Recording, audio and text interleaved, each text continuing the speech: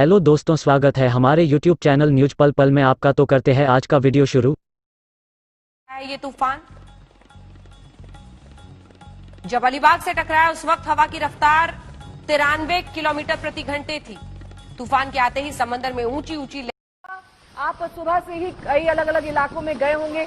सबसे ज्यादा खतरा किस इलाके में बताया जा रहा है? क्योंकि कई ऐसे इलाके होते हैं शहर में जहां पर होर्डिंग ज्यादा होते हैं, कहीं पर पेड़ ज्यादा होते हैं। ये कहा जाता है कि हो सकता है ये पेड़ सड़क पर आ जाएं, गिर जाएं, ऐसे में जान का नुकसान ना हो। कौन से वो इलाके हैं जहां पर ज्यादा सतर्कता बरती जा रही है?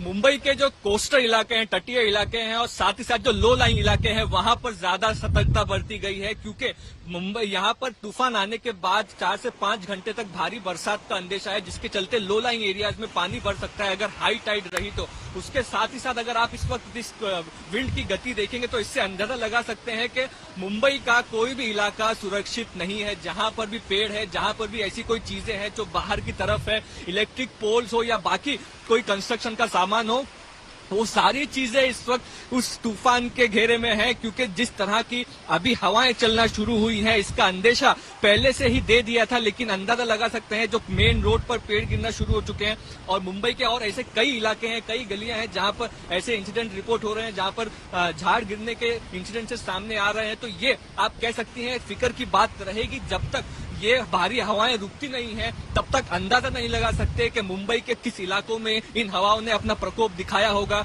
ये तूफान और उसके साथ साथ की बारिश रुकने के बाद ही पता लगेगा कि कितना नुकसान मुंबई शहर को और आसपास के इलाकों को देखने मिला है। लेकिन जिस तरह की इस वक्त हवाएं हैं उससे आप अंदाजा लगा सकती हैं कि कई ऐसे इलाके हैं, कई ऐसी चीजें हैं जो इस तूफान की वजह से गिर सकती हैं। और इसीलिए पहले से ही अंदेशा दे दिया था कि 2 दिनों तक मुंबईकरों को घर पर रहना चाहिए, घर पर रुकना चाहिए और घर पर भी सेफ्टी लेने की जरूरत है। क्योंकि जैसे ही इस हवाएं तेज होती है इस वक्त आप देखेंगे अगर, तो ये हम आपको मुंबई शहर के बिल्कुल बीचों बीच सीएसटी का जो इलाका है उसकी तस्वीरें इस वक्त दिखा रहे हैं। तो यहाँ पर यह हाल है। तो जो तटीय इलाके हैं, कोस्टल रीजन्स है, वहां पर जो तूफान का बहाव है वो ज्यादा होगा, ये अंदेशा आप लगा सकते हैं। खास जो फिशरमैन कॉलोनीज है उनको इससे काफी ज्यादा नुकसान है। हम एक मछुआरों से बात करें तो उनका कहना है कि उनके घर की छतें उड़ सकती है, इतनी तेज हवाएं इस वक्त मुंबई और उसके आसपास के तटीय इलाकों में चल रही हैं। तो ये अंदाजा इस वक्त देना कि कौन से इलाके खतरे में है, कौन से सुरक्षित, मुश्किल होगा। लेकिन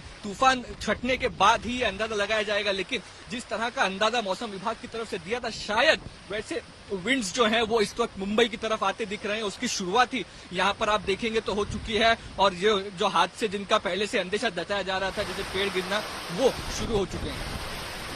मुस्तफा आपके पास लौटेंगे क्योंकि इस वक्त निसर्ग तूफान का सबसे ज्यादा असर अलीबाग में देखा जा रहा है। अलीबाग से ये तूफान टकरा चुका है, मुंबई पर भी अब लगातार खतरा मंडरा रहा है। ऐसे में कितना भयावह निसर्ग तूफान हो सकता है ये देखना होगा, क्योंकि 2 तस्वीरें अपने आप में बयां कर रही हैं कि तबाही कितनी ज्यादा हो सकती है। तूफान की आहट ही नहीं, अब तूफान दरअसल पहुंच चुका है तटीय इलाकों तक और ऐसे में लोगों को सावधान और सतर्क किया जा रहा है कि वो लगातार अपने घरों में बने रहें और हो सके तो बाहर ना निकले, क्योंकि पेड़ गिर सकते हैं, इलेक्ट्रोक्यूशन हो सकता है। ऐसे में कई जगह होंगी जहां पर इस वक्त लाइट की सप्लाई रोक दी गई होगी। ये कहा जा रहा होगा कि आप जो है वो घर में ही बने रहें और खिड़की दरवाजों को बंद रखें, ताकि ये जो तूफान का खतरा है ये एक तरीके से होकर गुजर जाए और आपको कम से कम नुकसान हो, इसका ध्यान रखना इस वक्त बेहद जरूरी है।